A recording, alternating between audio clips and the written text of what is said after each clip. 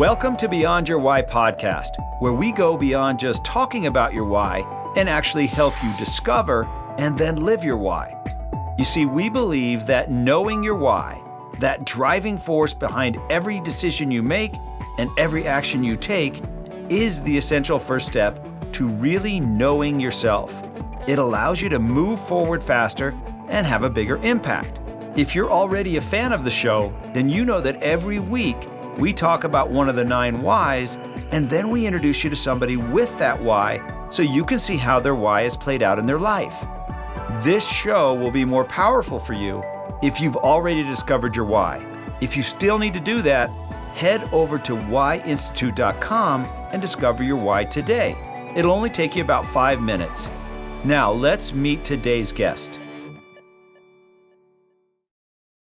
Welcome to Beyond Your Why podcast, where we go beyond just talking about your why and actually helping you discover and then live your why.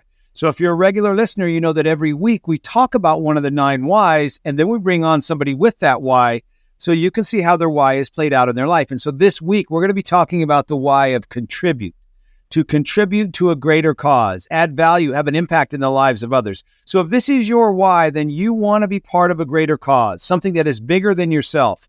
You don't necessarily want to be the face of the cause, but you want to contribute to it in a meaningful way.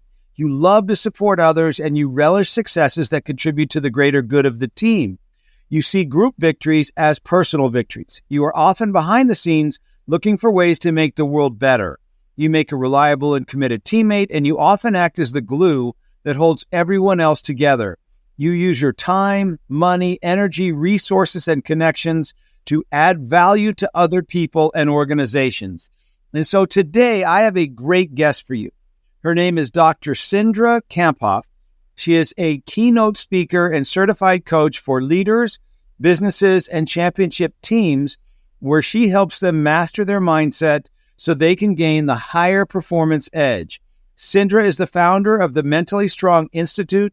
Under her visionary leadership, they help purpose-driven leaders and athletes get to their goals quicker, multiply their confidence, and increase their influence. Since earning her PhD in performance psychology, Cindra has spent 20-plus years working one-on-one with leaders and professional athletes, including the Minnesota Vikings.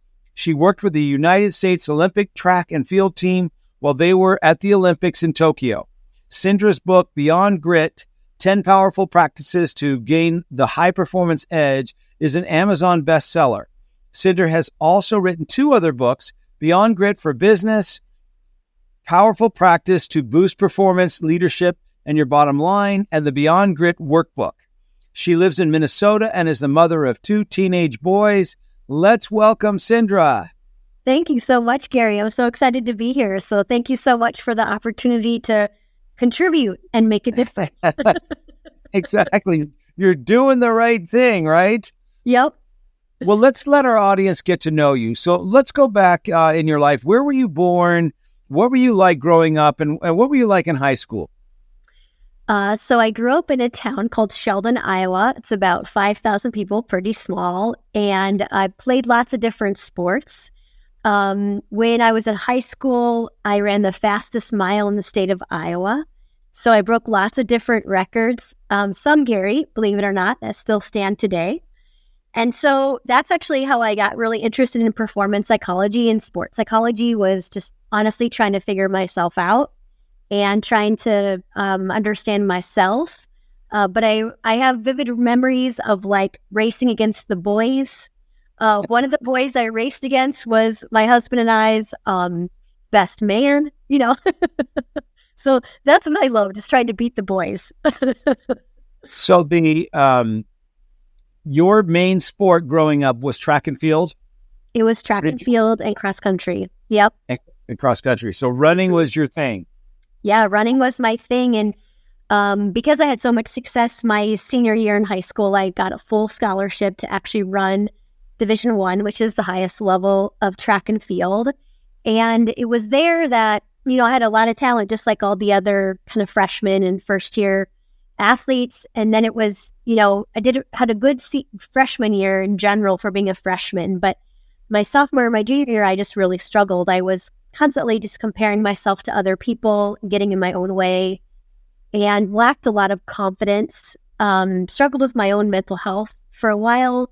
And so that's actually what pursued me to do what I do today. And actually still, I'm really passionate about it because I don't want other people to feel like the way I did, because I couldn't let my skills shine because my mind wasn't in the right place. And because I didn't have the practical tools and strategies to be able to get out of my own way and stop overthinking and build my confidence. So what happened to you between your freshman and sophomore year that had you lose your confidence? Because you're running against the clock, in cross country. Yeah.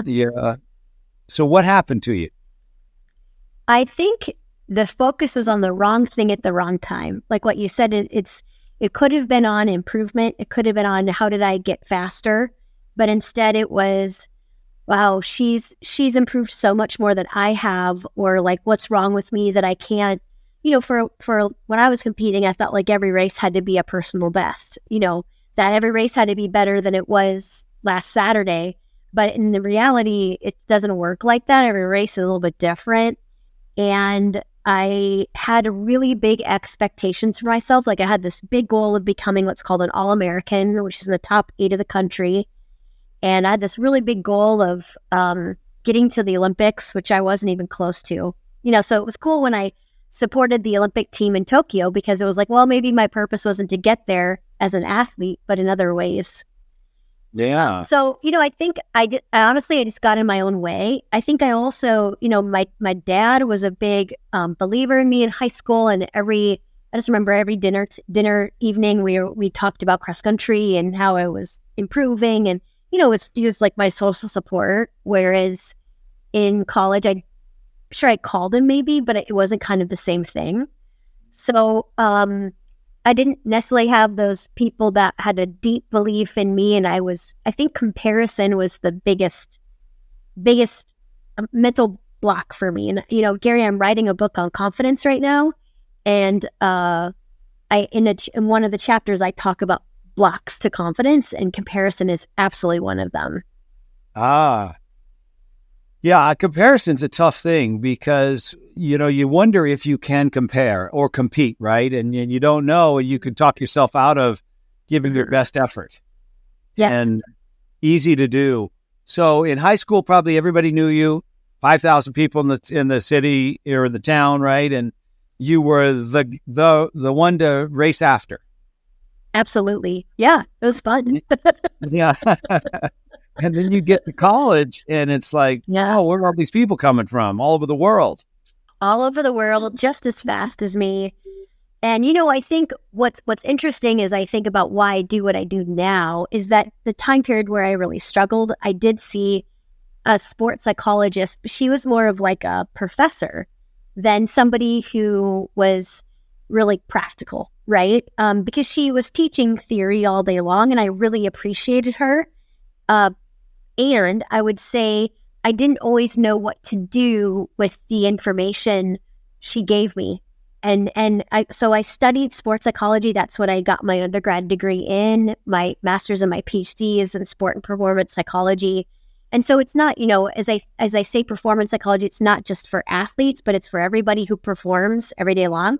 And so now I work with a lot of entrepreneurs, a lot of elite athletes and business owners.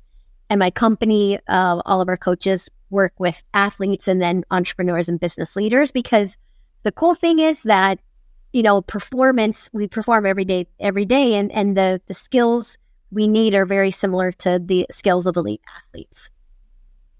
So take us through the rest of your running career now in college. So you had a great freshman year, not a very good sophomore and junior year. And then what happened from there? What happened from there was, my freshman year was decent. My sophomore year was fine. My junior year for a little while was pretty good at the beginning. And then it just seemed like my junior halfway year season, senior season was just a bust. And there was a coaching change on my team. So I got a different coach. So I didn't have the same social support as I had before. Definitely now all of a sudden, like the coach who believed in me wasn't there. My parents were still there, but big change for me. And to be honest, Gary, I almost quit, which is really disappointing as I look back because I invested so much time and energy into training. And when I speak to a lot of teams still now, right? This is 20 years later, I talk about how I don't want them to feel like I felt, where I just had all this talent that I feel like I wasted. And I definitely didn't step into my potential. And what I believe now is I think all of that happened for a reason to me. And kind of what I mean by that is during the time period, I had this mentality of like, why is this happening to me? It was very much like victim mindset. Why is this happening to me? Now I can see that it happened for me. And that's based on a Byron Katie quote. She said, what if everything happens for you, not to you? And I see that my passion for what I do came from when I was struggling. And, if I didn't experience that, I don't know if I wouldn't be as passionate about what I was doing now. Maybe I would be doing the same thing, but probably not in the same way. Yeah. And so then you graduated, was after the 4 years and then went on to get more education after that. Yeah, I went to go on and get my master's and my PhD in performance psychology. And then what's cool, Gary, is like after I got done with college, it was actually my last year, my PhD program, I started getting into marathoning. And I thought, okay, well, now what would happen if now I know, okay, the comparison is not helping my confidence. Could I get back into running for myself and for my own development and with a different focus and more of like mindset tools that could help me, push through the discomfort and be on purpose with my mind instead of, my mind working against me. And so far I ran 15 marathons, Wow. 5 Boston marathons, and I won one, which was cool. Wow. You won the Boston Marathon. I did not win the Boston Marathon. Oh, okay. Wes, you would know my name if I won the Boston Marathon. Everyone won't listen. No, I won the Omaha Marathon, but I ran the Boston Marathon 5 times. Mm-hmm. Wow. Yeah. Just running one. I'm considering doing a half. I'm trying to decide between a half marathon and a 5K because those are my only two options. And I'm leaning a lot more towards the 5K. I don't know if I want to go that far, but you've done 15 full marathons. That's crazy in my mind to be able to do that. And so what did you learn during that time? How did you not compare yourself to others? I think I did sometimes, and I still do today, but I can now catch myself, right? Like you and I have talked about how I do think awareness is the first step in high performance, and consistent high performance is to understand yourself. And now I can take a step back and, okay, what am I thinking about? Where is my focus? Is this helping me? Is this hindering me? Is this true? Is it not true? And then I can refocus on my growth and my own development, right? And I think when you asked about what I was like in high school, I've always been a person to go after goals. I love setting goals and going after them. And it's just something about me, maybe the way I was born, maybe the way I was raised. I don't know, both probably. But I love pursuing goals. And the cool thing about a marathon is you do need a good marathon plan to be able to finish the marathon, and to finish it, especially at the pace that you want. You need to have, training every day. And I love just the pursuit of training every day and, running those 20, 25 mile runs. And it's just has such great support around me. Lots of good friends who we just talk to now running. And it's actually something I love. Sometimes when I'm running now, I just listen to my favorite podcast or a Genius Network talk. Yeah. It's interesting because one of the things you keep bringing up is the need for and desire and the benefit of having support, having a team, doing it together. We're in this together. which is so in line with the why of contribute, right? You want to be part of the team. You got to have a team. Is it as fun for you to do sports if you just do it for yourself? Good question. I mean, I definitely value the team a lot. And it's interesting that that has come up in our conversation because I think when I thrive, I do feel support and belief of others, right? When I have other people that are saying, wow, I can't wait to watch you do that, or I believe that you can do that, it does help me a lot. And we know, this idea of collective confidence means the confidence of other people around you and the confidence of your team. That's a really big component of just your own belief in self, is the people that you surround yourself with. So that's particularly more important to me because I have that contribute theme. Yeah, I could see that because others just like, hey, let me go do this on my own, just stay out of my way. Where you're like, well, how does everybody feel about this? What do we think? Let's be in this together. And that's when you were at your best, right? Yes. Yeah, absolutely. When I had the support of people around me, and I love like learning from others, right? I mean, that's probably more this contribute theme comes into. I love learning from you. I love watching things. I love like just consuming information. Like I love like learning and growing in that way.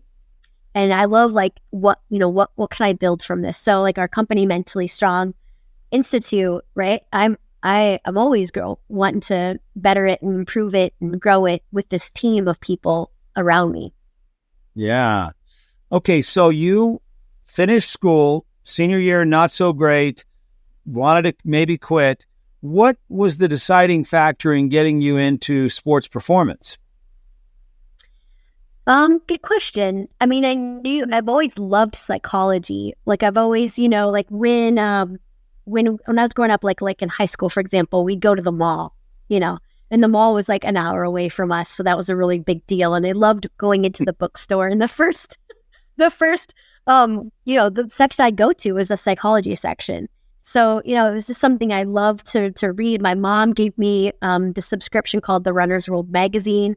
And the first, there's always like a mind body article in there. That's the first thing I went to. And so, when people ask me, like, what am I passionate about? What do I love reading about? What do I enjoy? It just seemed like that was a natural fit for me. The amazing thing, Gary, is when I was in college, so this was my 4 years when I was competing, I remember having conversations with people about performance psychology and sports psychology. And people at that time said, there's no way that you can make a career of that. Like there's just not very many jobs. And what we know now is the growing awareness of athletes talking about mental health issues. If your mind isn't on the right track as an entrepreneur, if you're in your own way, and we know that, hey, the more our mind is on purpose, probably the more impact we're going to make and the more money we're going to make, right? And so like this is our vehicle because this is what our lens to everything, our lens to the world. And with, when our mind is not in a lens that empowers us, it doesn't help us make the impact and contribute the way that we can. Yeah. Okay, so you originally got into it to focus on sports psychology, but you're finding that there's also a connection to the entrepreneurial mind, the business mind. Tell us about that. Yeah, so, I started keynote speaking probably about 8 or 9 years ago, and I just got into it because I wanted to be more confident speaking in front of the Vikings. So I just was like, okay, could I take some more keynote speak or just some speaking classes? And I got involved in our local chapter of the National Speakers Association. And the cool thing was, as I saw, other keynote speakers at the time, I didn't even think that was something I would want to do, but I saw other people kind of speaking on my topic that maybe weren't as educated as I was. And I was like, wow, could I contribute that way? Could I make a difference that way? And I just started emulating them. And I'm like, okay, if so-and-so's doing it, one of the guys I still really admire in my state, his name is Ross Bernstein. He wrote like 150 sports books and he speaks on, inspiring sports stories. And I was like, well, could I be like Ross? And then I just watched what Ross did and I did more of that. And And now I can say, that's like I would say at least like half of my own business is like keynote speaking to corporations. Like I got one in a couple weeks, McDonald's, spoken at Target, but then also small banks and companies. But I love that because it's a way for me to give back, to also share what I love about it is I try to make really practical things or like theory-based research into practical ideas and tools. So people have like a toolkit that they can use. And that's important to me, to not just think big picture or, I feel like my purpose and my why is to teach you the how. If I'm not teaching you the how, Gary, like how do you make a change, right? So I started doing that about 8 or 9 years ago, and then I would speak at different companies, and people come up to me and say, "Do you coach business people? Because I could use what you're talking about." And then it just sort of evolved, and now I have I'm certified coach and all the things to make me be able to allow myself to call myself an executive performance coach. But now coach probably half of my time, maybe 2/3 of my time, entrepreneurs and business leaders, and then about a third or a quarter of my time elite athletes. Wow. Mm-hmm. Well, how do you compare competitive sports to being on stage and speaking? Because for me, it's the closest thing I know to competing at a high level is getting on stage. Yeah. And the really cool thing is I never said, hey, I'm going to be a keynote speaker. It just evolved following my passion and following my purpose. But it wasn't something that I did like in high school, so people are in speech class, or I didn't really like that. So it's interesting how things evolve. What I love about it, and it's very similar, is I think you need a similar mindset. Like you can get in your own way keynote speaking, and how I did that at the beginning is I could be thinking a lot about what other people thought of me, about are they liking what I'm saying? Are they being really critical? And now my focus is more like, how can I serve? How can I contribute? How can I give? How can I improve with our lives? And my focus is not on me. And that's the biggest piece of advice I'd give to people who want to do more keynote speaking or speaking is it's not about you. You might be telling stories about your struggles or things that you've overcome, but you're there because of them. And I find that so much better is when I turn the lens at other people. I also think, my book Beyond Grit covers these 10 practices of high performance, and I have to use all of them while I speak. One of the ones that just came to me is practice number 8, which is called Own Who You Are. And that's about authenticity and showing up as you. And I think if when you're real, that's how you connect with other people. So in my mind, I try to use this little phrase, could I be present over perfect? And when I started speaking, I'd try to say things perfect. Now I just work to be present and in the moment. And I think that's a really important, I know that's an essential peak performance principle, because even like flow, right? You can't get in the flow where you're fully in the present moment, non-judgmentally. You can't even do that if you're not in the present moment, right? If you're thinking about the past or the future. So I'd say like almost all of the peak performance principles that elite athletes use, we should use to thrive in our everyday life. See, I totally agree with you. And for me, speaking is the closest thing, because you've got to prepare. You don't know what's going to happen. You prepare for everything that could happen, but you don't know what's going to happen. And then, always something goes wrong. And how are you going to handle it? How are you going to, face adversity? How are you going to face somebody in the crowd that maybe doesn't agree with you? And all the stuff that comes up in a competitive environment of sports also is there when you speak, do keynote speaking. Absolutely. And so that's one of the things that has kind of replaced competitive sports for me, is being on stage. Yeah. And I'm curious. Yeah, go ahead. I was going to say, you get that same natural high afterwards where you're like, yes. When we're talking about comparison, Gary, I remember the first speaker showcase I did. And if people aren't familiar, it's basically a speaking bureau puts them on, and there might be like 15 speakers that each get about 10 minutes. And there's a whole bunch of meeting planners in the room. And, all these meeting planners could hire you. The first time I ever did it, man, I was the second to last person to go. And I was just listening to all these amazing keynote speakers.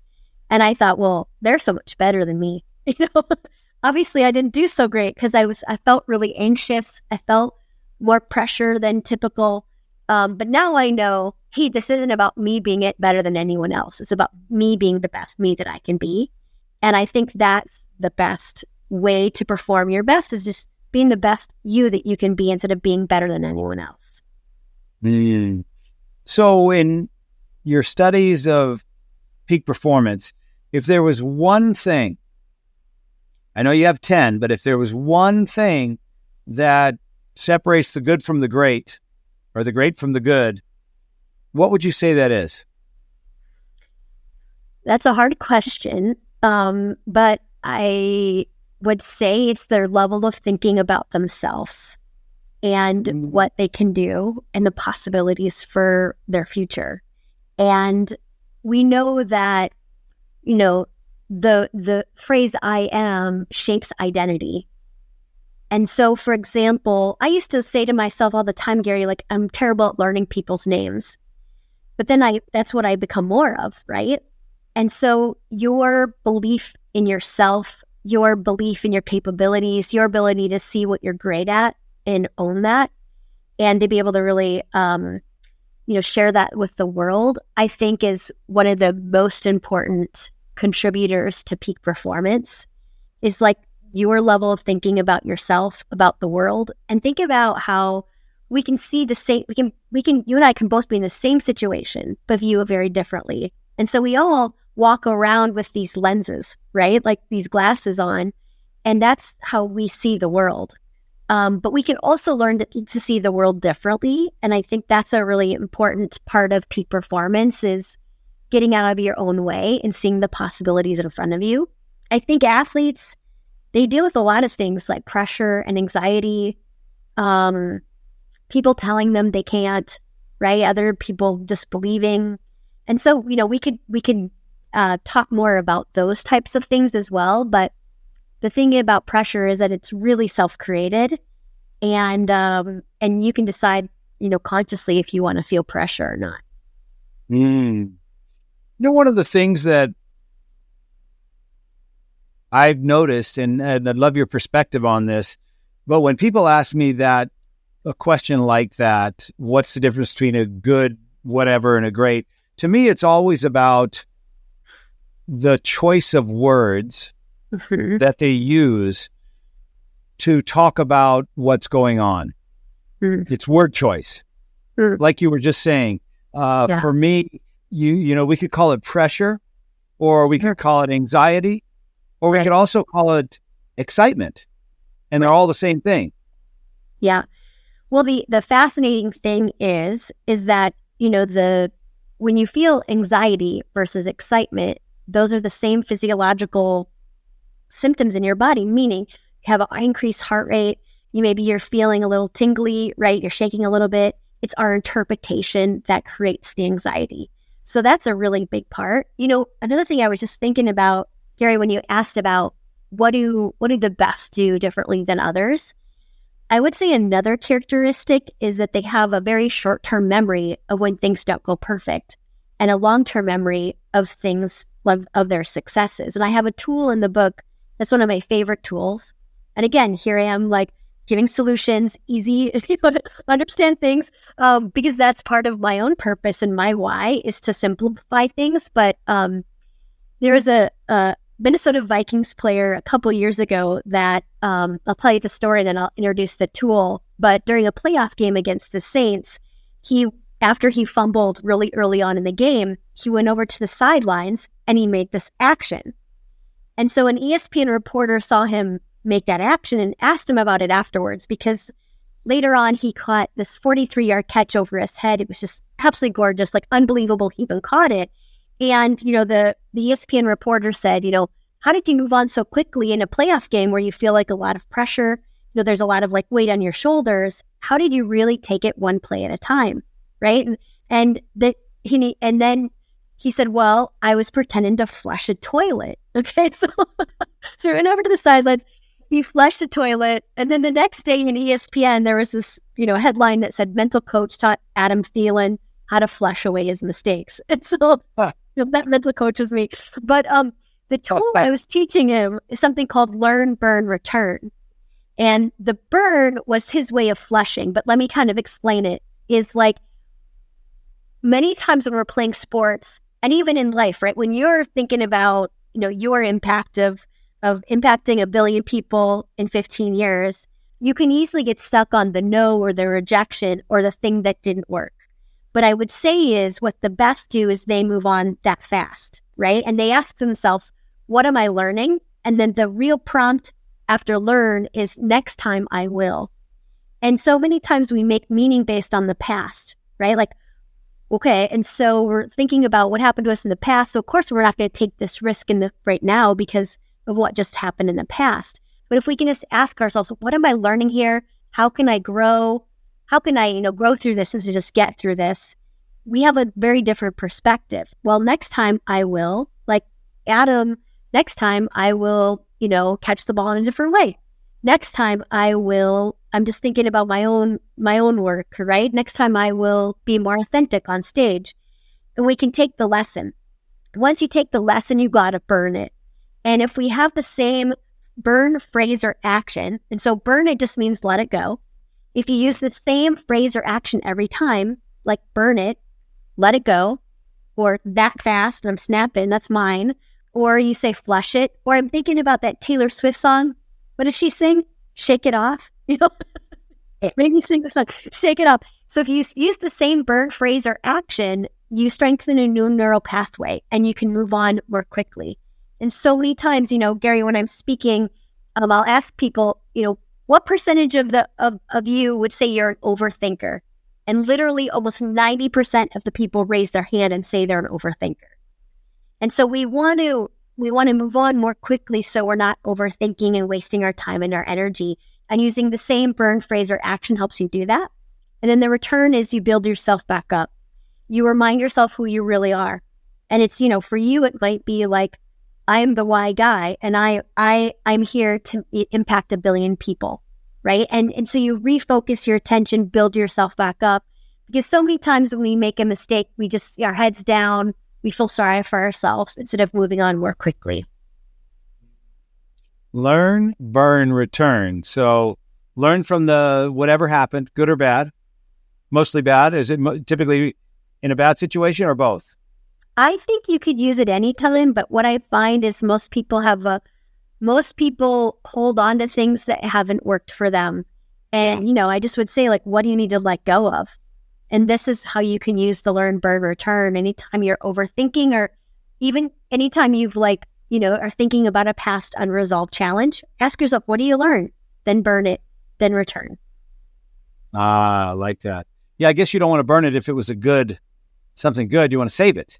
You want to save it. You want to, right? You want to, that's the memories you want to think of as you're laying in bed at night is, what went well today instead of what didn't. So how did big, strong Minnesota Vikings players feel about taking advice from 5'2", 4? Yeah, on a good day. Yeah, 2. Little blonde gal that is a long distance runner. Yeah. How did that go over? Well, that's a great question. So I've done quite a bit of work in football over the years. And I do have the ability to maybe what is a Beyonce, what is her stage name? Sasha Fierce, So I do have an ability to stand in front of a big group of strong men and deliver tools that make a difference. But that's the deal, is like, hey, if I know that I can learn something from Dr. Cindra, I'm going to listen. And if I know, hey, so-and-so and so-and-so and so-and-so use these tools to help me be a better football player, maybe I should use those too, right? And I think the cool thing is every single athlete knows when I ask them, hey, what percentage of do you think your sport is mental? most athletes will say 80 to 90%. Well, if 80 to 90% is mental, why are you not training that, right? And so most people kind of let their mindset training to chance instead of being really thoughtful and intentional about it and developing more tools and skills they can use to move on quickly, to stay in the present moment is so important in sports. So I think when you start like putting it in practical terms that they can use, I live in Minnesota and I love working with our local football team, Minnesota State. They've gone to the national championship game like 3 years, I think it is, in the last 10. I love working with those guys, and it's really fun to be on the sidelines. I think that maybe if I would have grown up now, I would have been a football player. But when I was in that school, girls don't play football. Yeah. Maybe I'm running back. So the titles of your books have the word grit in them. Mm-hmm. How do you define grit? Great question. So grit means to me that you can stick with yourself and your goals over the long term, and that you stay passionate and purposeful actually with them. And the really cool thing is we've done a lot of the research to show the power of grit. And also a woman named Angela Duckworth, which maybe people are familiar with. Her research shows that grit contributes to higher GPA, more likelihood to graduate. It's been linked to like entrepreneurial success, more income, teacher effectiveness. So that's why it's been described as the number one predictor of our success.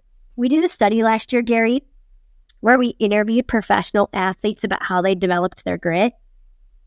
And, some of the things we found was things that you would expect. For example, they said their parents and their coaches and their mentors were the most important people to help them develop their grit. So other people, right? Social support. But then 3/4 of them said something I didn't expect. And they said that grit came from overcoming the most difficult part in their lives, such as like a season-ending injury or a parent's divorce or their own cancer. And they said if those difficult things wouldn't have happened, they wouldn't have become a professional athlete. And so what's interesting is kind of what we were talking about, our lenses, the words we use to describe events, right? They could have this mindset of like, whoa, versus me, my parents divorced, or, oh my gosh, I have a season-ending injury, life is over. But they developed the skills to be able to overcome that. And those are the things that help them develop their grit. So grit doesn't just come from successes. It does come from difficulties and failures and disappointments. But I would say moving on quickly from them is going to be one way that you can protect your grit. So it makes you wonder if we ought to be protecting our kids from all the, challenges that they're going to face, or throw them into the fire more and help them swim, right? Yeah, I think it's about helping them reframe those difficult moments. I think so I have 2 teenage boys, and I do protect them in lots of different ways, which I don't always know is helpful, but it's like, how can you help them work through difficult things? Because, I think about, for me, why do I do what I do today? It's because of these difficult moments. And I didn't say this to you yet, but I think I shared with you that I was at the Boston Marathon bombing in 2013. And that was like a huge catalyst for me, because as I was sitting in the hotel room, a couple blocks from where the bomb went off, I was questioning my purpose and my why. And I felt like at the time I was playing pretty small. I was a college professor, which sounds great, but I was publishing a lot of journals and like articles in journals, and wasn't necessarily getting out there with my message. And it was the marathon that helped me wake me up to my own purpose and just get out of my own way and step into my calling more. Wow. What about that event helped you step into your own calling? I think it was this realization that life is really short. And at the end of my life, would I have some regrets? And I had some pretty big goals I wanted to go after, like working with the Vikings, writing a book. But all that was really scary, right? And so I think that people thrive when they do things that just are a little bit scary every day. Can you continue to get outside your comfort zone? Because if you're just staying in your comfort zone, you're just playing small. And, can you do something scary every day? If it's just a little, a little scary, like getting on more podcasts or raising your hand more often at work. But that's how you grow, and that's how you step into your potential. So, it's the challenges that we face that push us to the limits that we didn't know we could do. Absolutely. Wow. Well, last question for you, Cindra. What's the best piece of advice you've ever been given, or the best piece of advice you've ever given? Best piece of advice I've ever given, or that I've been ever given. Mm-hmm. Mm-hmm. I think the best piece of advice I've ever given, or I've been given, there we go, is actually from my dad. And he was a big source of support for me, still is today.